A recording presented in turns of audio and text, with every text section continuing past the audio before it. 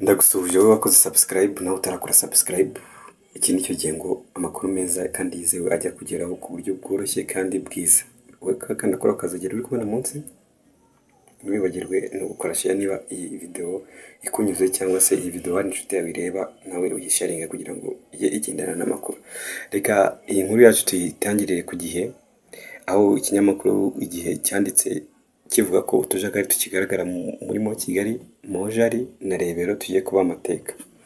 Mu gihe umujyi wa Kigali ukomeje kunoza imiturire no kuvugurura ibice bikigaragaramo utujagari, biteganyijwe ko mu Kigali, Mojari na Rebero hari mu hagiye kuvugururwa mu bihe bya vuba. Umujyi wa Kigali uheruka gukora inyigo yagaragaje ko hari hegitari 2328 kuri Mojari, hegitari 1658 kuri Mo Kigali na hegitari 1350 kuri Rebero nk'ahantu agomba guherwaho. Ikinyamakuru The New Times cyatangaje ko umuyobozi ushinzwe imibereho no guteza imbere imyubakire y'inzu zihendutse mu kigo cy'igihugu gishinzwe guteza imbere imyubakire LHA Ahabwe Emmanuel yasobanuye ko iyo nyigo ariyo izifashishwa mu kunoza imiturire. Ati iyo nyigo igamije kubona uburyo ahantu hari imiturire ishobora kuvugururwa, ahantu hose hari imiturire igomba kuvugururwa hanyuzwe mu nzira zimwe n'izo.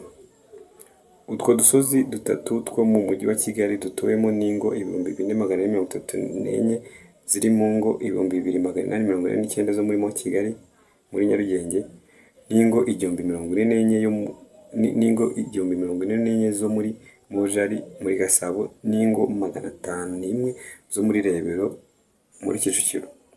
Ahabwe yagaragaje ko iyo nyigo iri gukorwa igeze kuri 80% kuko yatangiye gukorwa mu mwaka w'ingingo y'imari wa 2024-2025, ikazafasha mu gufata ibyemezo. Imirimo ijyanye n'iyo nyigo imaze gukorwa yatwaye arenga miliyoni 66.2, mu gihe imirimo yose izakorwa iteganyije gutwara arenga miliyoni 199.5 bitarenze Kamena 2027. Inzego z'ubuyobozi zishimangira ko zizafasha umujyi wa Kigali guhangana n'ingaruka z'imihindagurikire y'ibihe nk'ibiza, by'umwihariko mu bice bituwe n'abaturage benshi. Rwanda Housing Authority kandi iri gukora inyigo yo ku rwego rw'igihugu igamije guhuza no kureba ahantu hari utujagari. Kuri ubu igeze kuri 50%, bikaba biteganyijwe ko nayo izarangira muri Kamena 2027. Uwashinze ikigo gitanga serivisi z'ubwubatsi cya IV Construction and Engineering Service, Nsengiyumva Emmanuel, yagaragaje ko kubaka ahantu hasanzwe ari ku gasozi bisaba gushyiraho uburyo bwiza bwo gufata amazi no kwirinda inkangu. Yavuze kandi ko hagomba gutunganywa inzira z'amazi, imihanda yubakitse neza, hagaterwa ibiti no kubaka ku buryo bugabanya isuri cyangwa inkangu. Uburyo bwo kuvugurura utujagari ni bumwe mu bumaze kugaragara ko bwatanga umusaruro mwiza, aho abaturage bubakirwa kandi bakaguma kuri bwa butaka bwabo bari batuyeho. Umudugudu wa Mazi niwo wabaye nk'urugero rwo kureba ko bishoboka. Kuri ubu hari kuvugururwa agace ka Nyabisuni mu karere ka Gasabo, kandi nako karatanga icyizere. Nk'uko muri iri tangazo turi kubibona, aho ikigo gishinzwe kuvugurura cyatangaje ko giteganya kuvugurura udusozi dutatu. Utwo dusozi dutatu ni agasozi ka Mojari, agasozi ka Kigali ndetse n'agasozi ka Rebero. Ndumva abantu benshi batuzi, n'abatatuzi ni bakeya. Ni utu dusozi dukikije umujyi wa Kigali. Uri kubona agasozi iyo bavuze Mojari ni hariya Gasyatiri, iyo bavuze Mo Kigali ni aka gasozi karimo Kimisagara, kakabamo Rwezamenyo, n'ako gasozi kose. Iyo bavuze Rebero ni ku Irebero, murahazi. Utu dusozi rero bavuze ko tugomba kuvugururwa gute?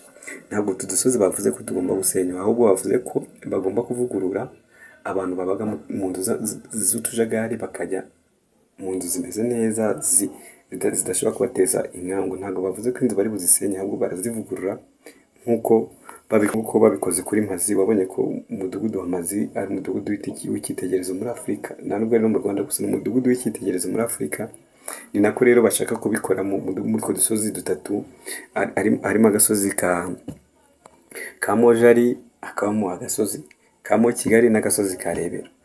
Ibyo bishatse kuvuga iki? Ibyo bishatse kuvuga ko ba bantu bose bari bafite ubwoba ko bashobora kuzabasenyera ngo bari mu manegeka, abo batuze basubize amerwe mu isaho, kuko leta yatangaje ko nta muntu n'umwe izasenyera, ahubwo izavugurura aho yari atuye akaguma ku butaka bwe nk'uko yari asanzwe ahatuye, ahubwo akaba ahatuye ku buryo butamushyira mu kaga, akaba ahatuye mu buryo bwiza bwemewe n'amategeko kandi bufite garanti.